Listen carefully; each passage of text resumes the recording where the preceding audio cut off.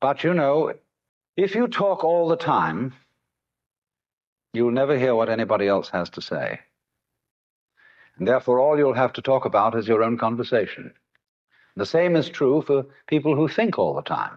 That means, when I use the word think, talking to yourself, subvocal conversation, the constant chit-chat of symbols and images and talk and words inside your skull. Now, if you do that all the time, you'll find that you've nothing to think about except thinking. And just as you have to stop talking to hear what others have to say, you have to stop thinking to find out what life is about.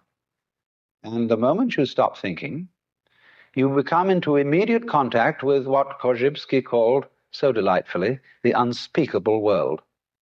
The most ordinary sights and sounds and smells, the texture of shadows on the floor in front of you. All these things, without being named and saying, that's a shadow, that's red, that's brown, that's somebody's foot. When you don't name things any longer, you start seeing. Because, say, when a person says, I see a leaf, immediately one thinks of a spearhead-shaped thing outlined in black and filled in with flat green. No leaf looks like that. No leaves. Leaves are not green.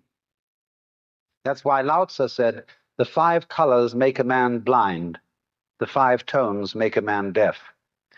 Because if you can only see 5 colors, you're blind.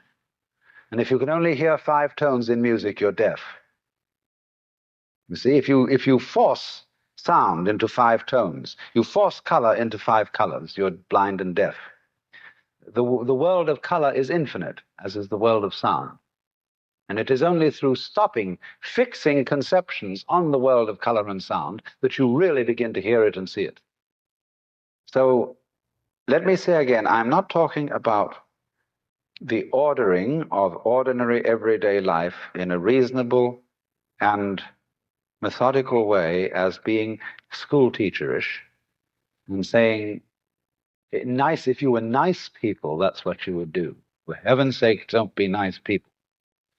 But the thing is that unless you do have that basic framework of a certain kind of order and a certain kind of discipline, the force of liberation will blow the world to pieces.